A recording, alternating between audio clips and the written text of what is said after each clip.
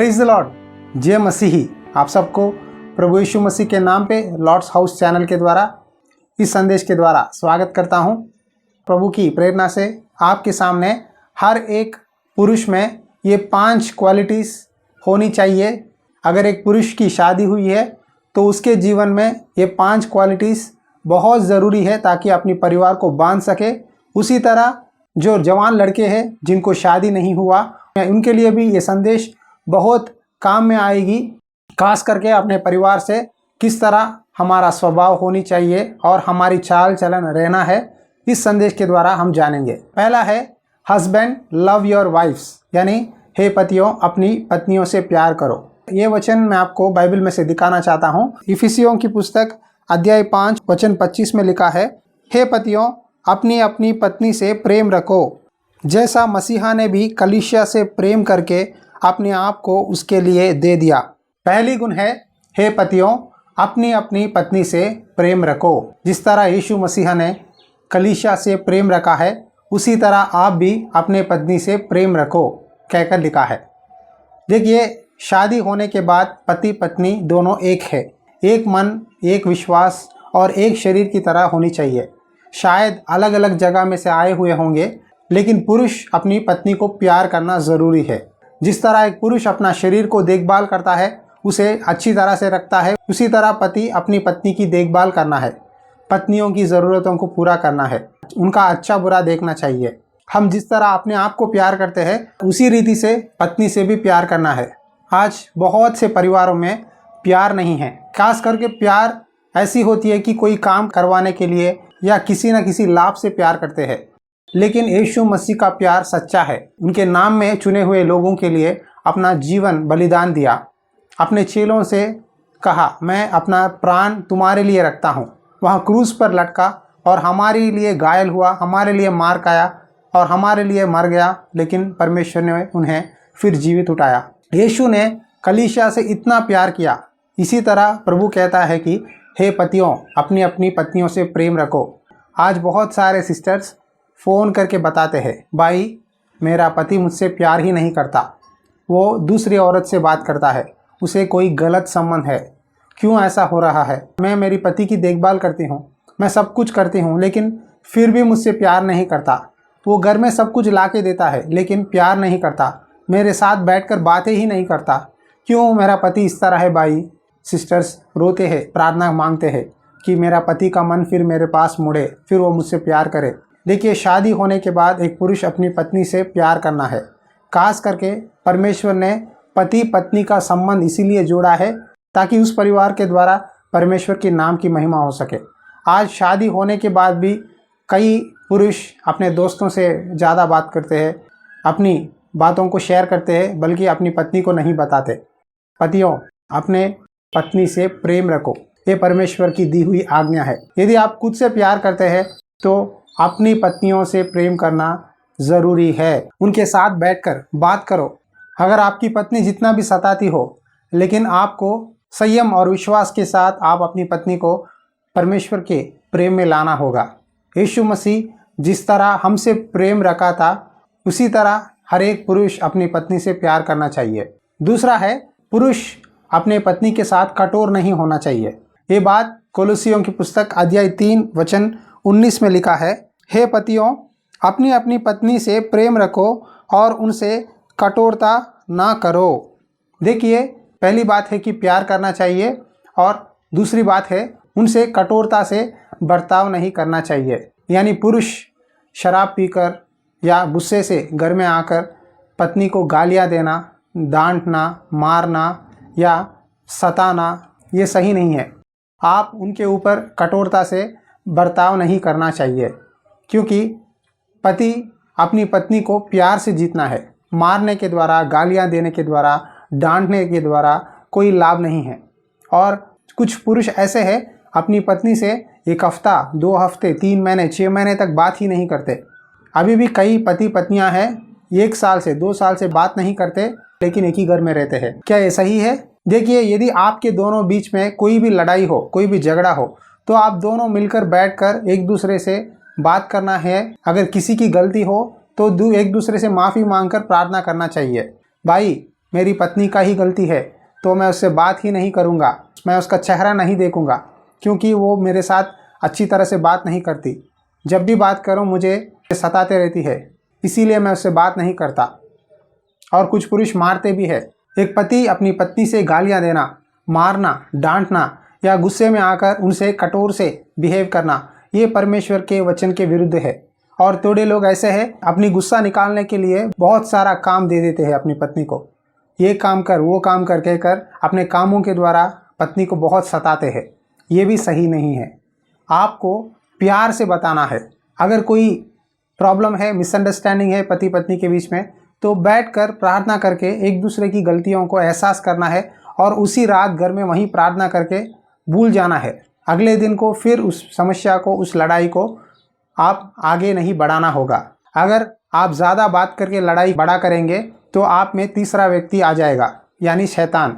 बहुत से परिवार इसलिए टूटे हैं कि पति पत्नी लड़ाई करते हैं, उसके बाद पत्नी अपने माता पिता से बताती है और ये पुरुष अपने माता पिता को बताता है। सास ससुर लोग आके लड़ते हैं और फिर डाइवर्स तक प्रॉब्लम चले जाता है। इसीलिए अपनी पत्नियों से कठोरता ना करो, क्योंकि जितना भी हम गलती करें, जितना भी हम परमेश्वर से दूर हो जाए, फिर भी प्रभु हमें अपने प्यार से वापस ला रहा है, हमें समाधान, शांति दे रहा है, हमें माफ़ कर रहा है। यदि आपकी पत्नी आपको सताती है, आपकी बात नहीं मानती, तो उनको और एक मौका दो, प्यार करो, माफ़ करो। और कुछ पुरुष ऐसे हैं, जब ऑफिस से घर आ जाते हैं बहुत गुस्सा करते हैं। ऑफिस से घर आने के बाद पत्नी अपने पति के लिए टवल से लेकर पानी, चाय सब कुछ रेडी रहना है। अगर कोई भी कमी हो तो पति अपनी पत्नी को बहुत गाली देता है, बहुत डांटता है कि वो पत्नी का दिल टूट जाता है। जब आप कठोर बनकर गुस्से में बात करते हैं, वो हर एक बात आपकी पत्नी के दिल में चुभ जाएगा और आपकी पत्नी आपसे नफरत करेगी, आपसे नाराज़ होगी और आपसे दूर हो जाएगी। अगर गुस्सा आए तो उनको अच्छी तरह से बैठकर समझाना है, लेकिन वैसा नहीं करते, गालियां देते, मारते या गुस्से में 3-4 बातें ज़्यादा बोलते, फिर आकर पैर पकड़ के माफ़ी मांगते कि मैं गुस्से में बोल दिया, मुझे माफ़ कर। आपको संयम चाहिए, आपको सेल्फ कंट्रोल चाहिए। आप प्रभु से प्रार्थना करो, ज़रूर प्रभु आपको इस समस्या से छुड़ाएगा और आपको सेल्फ कंट्रोल, संयम, डिसिप्लिन देगा कि किस रीति से अपनी पत्नी से बात करें। तीसरी बात है, पति अपनी पत्नी का आदर करना चाहिए। समझ गए? पति अपनी पत्नी का आदर करना होगा। ये बात बाइबल में देखेंगे। पहला पत्रस की पुस्तक अध्याय 3 वचन 7 में लिखा है, वैसे ही हे पतियों, तुम भी बुद्धिमान से पत्नियों के साथ जीवन निर्वाह करो और स्त्री को निर्बल पात्र जानकर उसका आदर करो, यह समझकर कि हम दोनों जीवन के वरदान के वारिस हैं, जिससे तुम्हारी प्रार्थनाएं रुक न जाए। देखिए, हर एक पुरुष को ये बात को ध्यान से याद रखना है कि परमेश्वर ने मुझे, मेरी पत्नी को दिया है, परमेश्वर ने हमको जोड़ा है, यानी हम दोनों इस परिवार को आगे बढ़ाना है। पति पत्नी एक रेल पटरी की तरह है। यदि ट्रेन चलाना है तो आपको ट्रैक पे 2 पटरी होनी चाहिए, तभी ट्रेन जाएगा। उसी तरह पति और पत्नी दोनों मिलकर परिवार को चलाएंगे तो वो परिवार में शांति, समाधान होगी। इन दोनों में से कोई भी एक काम नहीं करे तो परिवार टूट जाएगा। आप दोनों को संयम होनी चाहिए, पति पत्नी को सेल्फ कंट्रोल के साथ। आपको एक याद रखना है कि परमेश्वर ने हमें जोड़ा है, हम दोनों मिलकर हमारे परिवार को बांधना है। एक लंबी सफ़र है, परमेश्वर ने हमें जोड़ा है। हम स्वर्ग के राज्य के वारिस है, परमेश्वर ने चुना है। तो पति अपनी पत्नी का आदर करना है और पत्नी अपना पति का आदर करना है, यानी give respect and take respect. आज संसार में ऐसा है कि पति अपनी पत्नी को एक दासी मानता है और बहुत सताता है कि वो बना, ये बना, मैं नौकरी करता हूँ, मैं कमा रहा हूँ, तू घर में बैठी है, तेरा कुछ काम नहीं, बोलकर निंदा करता है। देखिए, जिस तरह पति नौकरी करता है उससे ज़्यादा काम पत्नी करती है। कपड़े धोती है, बर्तन धोती है, घर साफ करती है, बच्चों को स्कूल भेजती है, उनको रेडी करती है, उनको स्कूल भेजने के लिए कितना तैयारी करती है। सुबह 5 बजे या 4 बजे उठकर नाश्ता, लंच पकाकर बच्चों को स्कूल भेजकर, पति को फिर ऑफिस भेजकर, उसके बाद फिर घर का काम में लग जाती है, कपड़े धोती है, बर्तन धोती है, घर सब पहुंचती है। फिर शाम पति आने से पहले जो रात के लिए बनाना है वो भी बनाती है। लेकिन पुरुष सुबह 9 बजे से शाम 6 तक ही नौकरी करता। पुरुष को 9 से 12 घंटे की काम है, लेकिन पत्नी को 24 घंटे की काम है। यानी घर में एक काम नहीं, बहुत सारे कामों से स्त्री अपनी परिवार को चलाती है। तो स्त्री का एक बड़ा मुख्य पात्र है। इसीलिए आप अपनी पत्नी की आदर करना चाहिए। बहुत पुरुष इस तरह कहते हैं, मैं कमा रहा हूँ, पैसा मेरा है, तुझसे क्या लेना देना है, मैं तुझे जो चाहे वो ला के दे रहा हूँ, तू सिर्फ घर का काम देख, बाहर का काम मैं देख रहा हूँ, तू मुझे सजेशंस मत दे, जो मैंने कहा उस काम को कर, ज़्यादा मत बात कर। लेकिन पत्नी अपनी डिसीजन को या अपना राय को बताने की कोशिश करती है, लेकिन पतियाँ अपनी पत्नी की बात नहीं सुनते। इसीलिए बहुत परिवारों में मिसअंडरस्टैंडिंग्स हो रहे हैं, प्यार नहीं है, समाधान नहीं है, और पत्नी समझ लेती है कि पति मेरा बात नहीं मानता, तो वो अपने अंदर ही अंदर दुख के साथ रोते हुए परिवार को आगे चलाती है। इस तरह कई स्त्रियां हैं आज संसार में। पुरुष और स्त्री दोनों भी एक ही है। ये तू ज़्यादा मैं कम बोलकर नहीं है। परमेश्वर के नज़र में सब एक ही है, एक समान है। तो पति को अपनी पत्नी के साथ प्यार करना है, उनका आदर करना है, उनकी बातों को भी सुनना है। आप में से बहुत लोग बिली ग्रैहम को जानते हैं। बिली ग्रैहम अमेरिका के एक अच्छे इवेंजलिस्ट थे। उनकी सेवकाई बहुत बड़ी है, बहुत देशों में उन्होंने सुसमाचार प्रचार किया। और उन्होंने एक बात कहा, मेरी पत्नी मुझे एक अच्छी एडवाइज़र है, मैं मेरी पत्नी से बहुत प्यार करता हूँ और मेरी पत्नी का आदर करता हूँ। आज हमारी सेवकाई मशहूर हुआ है और परमेश्वर की आशीष है, तो इसके पीछे मेरी पत्नी की प्रार्थना है, और मेरी पत्नी मेरा पर्सनल एडवाइज़र है, वो मुझे सलाह देती है। इसीलिए मैं आज भी परमेश्वर की सेवा वफादार से कर रहा हूँ, कहकर बिली ग्रैहम ने कहा। जी हाँ, आपकी पत्नी को भी परमेश्वर ने बुद्धि दिया, विवेक दिया, ज्ञान दिया। बुद्धिमान स्त्री अपनी घर को बनाएगी, बाइबल में लिखा है। परमेश्वर ने आपकी पत्नी को बुद्धि दिया है। इसीलिए आप हर समय मत कहिए तुझे क्या पता, मुझे अच्छा मालूम तुझसे ज़्यादा, मैं बाहर घूमता हूँ, तू कभी भी घर में ही बैठती है। इस तरह बातें मत कीजिए। अगर कोई डिसीजन लेना है परिवार में, तो पत्नी की सलाह लेना भी ज़रूरी है और प्रार्थना करना है। यदि वो सलाह सही है तो आप उसका अनुकरण कर सकते हैं। समझ गए? पति अपनी पत्नी का आदर करना है। दो भी, पति और पत्नी दोनों एक है परमेश्वर के नज़र में, इसीलिए इसमें कोई भेद नहीं है। चौथी बात है, यदि आपको शादी हुआ है तो अपनी पत्नी से अलग ना रहो। बाइबल में लिखा है ये वचन, आइए देखेंगे। पहला कोरिन्थियों की पुस्तक अध्याय 7 वचन 27 में लिखा है, यदि तेरी पत्नी है तो उससे अलग होने का यत्न ना कर। आज कई जवान पुरुष और स्त्री शादी करते हैं, 1 साल में या 2 साल में शादी होने के बाद लड़ाई झगड़ा होती है, और अपने माता पिता को उधर इधर दोनों को बुलाकर एक मीटिंग रखते हैं। फिर सोचते हैं कि ये लड़का मेरे लिए सही नहीं है और ये लड़की मेरे लिए सही नहीं है, कहकर इस तरह डाइवर्स लेने के लिए कोशिश करते हैं। कई पुरुष कहते हैं तेरे द्वारा मुझे कोई बच्चे नहीं हैं, इसीलिए मैं तुझसे प्यार नहीं करता, मुझे तलाक चाहिए, मैं दूसरी औरत से शादी करूँगा, उसके द्वारा अपना वारिस को लाऊंगा, तुम्हारे साथ मुझे कोई लेना देना नहीं है, मुझे तलाक दे दो।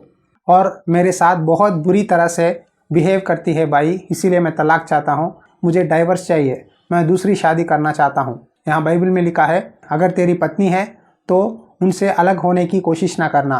कुछ पुरुष ऐसे हैं कि अपनों दोस्तों के पास जाकर सलाह मांगते हैं, अरे मैं मेरी पत्नी से डाइवर्स लेना चाहता हूँ, क्या करूँ, मुझे एक आइडिया दे, कहकर दोस्तों को बोलते हैं। और वो दोस्त शैतान की बातों से इसके मन में बुरे विचार डाल देता है, और कई पतियाँ अपनी पत्नी को डांटते हैं, झूठे गवाहियाँ देते हैं और डाइवर्स केस डालते हैं। और कुछ लोग ऐसे भी हैं अपने पत्नी से छुटकारा पाने के लिए उनको मारने के लिए भी कोशिश करते हैं।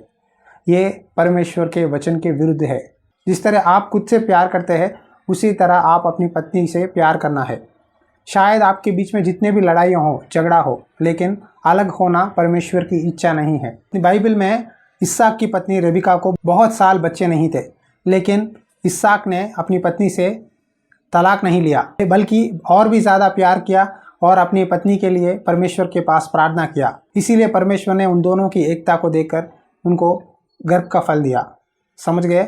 यदि आपकी पत्नी को बच्चे नहीं हुए हैं तो आप अलग होने के लिए गालियां देना, डांटना, डाइवर्स के लिए कोशिश करना, या नहीं तो मैके में भेज देना, ये सब करना परमेश्वर के वचन के विरुद्ध है। उसके बावजूद आपकी पत्नी के लिए प्रार्थना करना है कि प्रभु मेरी पत्नी के गर्भ को छू, हमें एक संतान दे, हमें मदद कर, हम दोनों को प्यार दे, प्रार्थना करना है। डाइवर्स देना सही नहीं है। डाइवर्स मत दो, तलाक लेना परमेश्वर के वचन के अनुसार नहीं है। शायद आपका पति या पत्नी जैसे भी हो, आपको मिलकर रहना है। ये परमेश्वर का दिया हुआ नियम है। इसके विरुद्ध आप आगे बढ़ेंगे तो आपका परिवार टूट जाएगा। और पांचवी बात है, एक पुरुष दूसरों की यानी अपनी पत्नी की ज़रूरतों को पूरा करना है। अपनी पत्नी की ज़रूरतों के लिए, अपनी बच्चों की ज़रूरतों के लिए देखभाल करना ज़रूरी है। ये बात बाइबल में लिखा है। फिलिपियों की पुस्तक अध्याय 2 वचन 4 और 5 पढ़ता हूँ मैं आपके लिए। हर एक अपने ही हित की नहीं वरना दूसरों के हित की भी चिंता करे। जैसा मसीहा यीशु का स्वभाव था वैसा ही तुम्हारा भी स्वभाव हो। यीशु मसीहा का स्वभाव की तरह आपका स्वभाव होनी चाहिए। प्रभु ने हमारे लिए दास के रूप में इस भूमि पर आया। हमारे लिए उसने क्रूस को उठाया, बलिदान हुआ। प्रभु को क्या ज़रूरत थी? वो एक मनुष्य के रूप में आकर इस पृथ्वी पर हमारे लिए गालियां सुनकर बहुत लोगों ने मारा, थूकने लगे, क्रूस पर चढ़ाए, लेकिन फिर भी प्रभु यीशु ने हमसे प्यार किया। एक ही बात थी कि हमें बचाने के लिए उसने अपना जीवन बलिदान दिया है। त्याग होनी चाहिए एक परिवार में, समझ गए? बिना त्याग कोई परिवार में आशीष नहीं होगी। बहुत से पुरुष ऐसे हैं कि अपने लिए ही लेते हैं। अगर कुछ खाना है, अगर कुछ बाहर खरीदना है, तो जो भी करना है सिर्फ खुद के लिए करते हैं। यदि आप बाहर गए तो भूख लगी तो होटल में जाते हैं, बिरयानी खा लेते हैं, उसके बाद घर आ जाते हैं चुपचाप। अगर पत्नी पूछे क्या आहार तैयार है, बैठिए, तो कहेंगे मैंने बाहर खा लिया है, तुम खा के सो जाओ। क्या ये सही है? यदि आप बाहर खाते हैं तो आप अपनी पत्नी के लिए भी उसी होटल से फ़ोन करके आप अपनी पत्नी को बताना है कि मैं बाहर खा रहा हूँ, तुम भी वेट करो, मैं तुम्हारे लिए भी लाऊंगा कुछ खाने के लिए, कहकर बोलना है। ये एक मन है। मैं ऐसा ही करता हूँ। मुझे अचानक से कुछ खाना पड़ा, बाहर भूख लगी, तो मैं वही चीज़ को मेरी पत्नी को भी ला के देता हूँ, ताकि हम दोनों में एकता रहे, एक मन, एक शरीर, एक भाव, एक विश्वास रहे, ताकि हम अपनी परिवार में प्यार से, शांति से आगे बढ़े। एक बार कोशिश करके देखिए, आप सरप्राइज़ दीजिए, जो भी आप बाहर खाते हैं वही चीज़ आपकी पत्नी को ला के दो, आपकी पत्नी कितना खुश होगी। समझ गए ना? यीशु मसीह का स्वभाव यही है। यीशु मसीह अपने लिए नहीं, दूसरों के लिए मदद किया, दूसरों के लिए सहायता किया। खास करके यदि आप अपनी पत्नी से प्यार करते हैं तो आप अपनी पत्नी की ज़रूरतों को पूरा करना है। ये बात मेरे जीवन में हुई। इस वचन के द्वारा प्रभु ने मुझसे साल 2015 में बात किया। शादी के 2 साल तक हमारे घर में कुछ भी चीज़ नहीं था। मेरी पत्नी जो भी मांगती है मैं कहता हूँ क्या ये सच में ज़रूरत है? अगर हम फिर वापस दूसरे गांव जाना पड़ेगा तो हमें मुश्किल हो जाएगा, इसे लेने की कोई ज़रूरत नहीं है, कहकर मैं बहुत सारे बातों को स्किप करता था। तो एक दिन प्रभु ने मुझसे इस वचन के द्वारा बात किया, हर एक अपने ही हित की नहीं वरना दूसरों की हित की भी चिंता करे। तुम्हारे मर्जी, तुम्हारे इंटरेस्ट के बारे में ही नहीं, तुम्हारी पत्नी की इंटरेस्ट भी देखो। तब मैंने प्रभु से माफ़ी मांगा और तब से लेकर मैं पत्नी से पूछता हूँ कि तुम्हें क्या चाहिए। वो जो भी मांगी थी इसके पहले मेरे साथ, सब चीज़ों को मैंने उसके लिए ला के दिया। तब से लेकर हमारे जीवन में प्यार, शांति, समाधान, परमेश्वर की आशीष और भी बढ़ने लगी। आप भी एक बार इस तरह कोशिश करके देखिए। यदि मैं खुद के लिए कुछ खरीदता हूँ तो उसमें उतना खुशी नहीं होती। यदि मैं दूसरों के लिए कुछ देता हूँ उसमें बहुत आनंद को महसूस कर सकता हूँ मैं। यही हमारे प्रभु यीशु की स्वभाव है। आपको भी इस स्वभाव को धारण करनी चाहिए। समझ गए? आपके लिए मैं फिर से और एक बार इन 5 बातों को बताना चाहता हूँ, ध्यान से सुनी है। पहले है पतियों, अपनी पत्नी से प्यार करो। दूसरा है उनसे कठोरता ना करो। और तीसरा है पति पत्नी एक समान है इसीलिए उनका आदर करो। और चौथा है पति अपनी पत्नी से अलग नहीं होना है, यानी तलाक नहीं लेना है। और आखिर बात है हर एक व्यक्ति अपने ही हित की नहीं लेकिन दूसरों की हित के लिए भी चिंता करना है। खुद के ज़रूरतों के लिए ही नहीं लेकिन दूसरों की ज़रूरतों के लिए भी सोचना चाहिए। जिस तरह यीशु मसीह का स्वभाव था उस स्वभाव को हमें धारण करना चाहिए। मैंने आपको 5 गुण जो पुरुष में होनी चाहिए इस संदेश के द्वारा बताया है। यदि आप इन 5 बातों का अनुकरण करेंगे तो ज़रूर प्रभु यीशु आपके जीवन में प्यार, शांति और आशीर्वाद देगा। आइए एक छोटी सी प्रार्थना करेंगे परिवारों के बारे में, खास करके पति के बारे में। आंखें बंद कीजिए, छोटी प्रार्थना करता हूँ। अनुग्रहकारी और दयालु परमेश्वर, इस समय आपके चरणों में प्रार्थना करते हैं प्रभु। इस संदेश के द्वारा तूने स्पष्ट रूप से बात किया है कि पति अपनी पत्नी से प्यार करे, उनसे कठोरता से ना रहे और उनका आदर करे, उनसे अलग ना होकर उनके सारे ज़रूरतों को पूरा करना है। प्रभु, जिस तरह तेरी स्वभाव है उसी स्वभाव को हमें धारण करने के लिए मदद कर। जिस तरह प्रभु यीशु ने कलीसिया से प्यार किया है, हमारे लिए त्याग किया, प्रेम किया और सब कुछ हमारे लिए दिया ताकि हम स्वर्ग के वारिस हो, उसी तरह हर एक पुरुष अपनी पत्नी से, अपने परिवार से प्रेम रखने के लिए, उनकी ज़रूरतों को पूरा करने के लिए संयम के साथ, विश्वास के साथ अपनी परिवार की देखभाल करने के लिए सहायता कर पिता। जितने परिवार टूटे हुए हैं डाइवर्स के कारण, लड़ाई झगड़ाओं के कारण, पत्नियां अपने मायके में जाकर बैठे हैं और पतियां अलग होकर अपने घर में रो रहे हैं, उन जैसे परिवारों को बांध पिता। पति पत्नी की संबंध को मजबूत कर पिता। जितने भी परिवार में शैतान काम कर रहा है, परिवार को तोड़ रहा है, हम प्रार्थना करते हैं यीशु मसीह के नाम पे कि उन परिवारों को बांध पिता, तेरी लहू से उनको बांध पिता, तेरे प्यार के साथ बांध पिता। प्रभु, बीमारियों को चंगा कर। प्रभु, इन संदेश सुनने वाले हर एक भाई बहन को आशीष दे पिता। उनको विश्वास दे कि यदि मैं इन वचनों के अनुसार जीवन बिताऊंगा तो मैं सच में परमेश्वर की आशीषों को पाऊंगा। विश्वास से प्रार्थना करने के लिए सहायता कर। ये प्रार्थना सुन और अद्भुत रीति से इनके जीवनों को बांध और नया आशीष को देखने के लिए सहायता कर। जो लोग विश्वास से प्रार्थना में जुड़े हुए हैं, उनके जीवन में एक अद्भुत कार्य प्रभु आपके जीवन में करने के लिए तैयार है। यदि आप स्वीकार करते हैं तो कहिए, प्रभु हाँ, मैं विश्वास करता हूँ, मैं प्रार्थना को विश्वास से स्वीकार करता हूँ। मुझे बदला, मेरे जीवन को बदला, मेरे बातों को बदला। आज से मैं प्यार करूँगा, कठोर बातों को नहीं बोलूँगा, प्यार के साथ, समाधान के साथ अपने परिवार की देखभाल करूँगा। प्रार्थना कीजिए, ज़रूर प्रभु आपको देख रहा है। प्रभु का नज़र धर्मियों पर रहा है, तो आप प्रभु के सामने अपना दिल को टीक करके प्रार्थना करिए, ज़रूर प्रभु आशीष देगा। दयालु प्रभु, इनके परिवारों को बांध, आशीष दे, तेरी प्यार, समाधान, शांति को देखने के लिए सहायता कर। ये प्रार्थना हमारे प्रिय प्रभु उद्धारकर्ता यीशु मसीह के नाम पे प्रार्थना करते हैं पिता, आमीन। आशा रखता हूँ कि प्रभु ने इस संदेश के द्वारा आपसे बात किया है।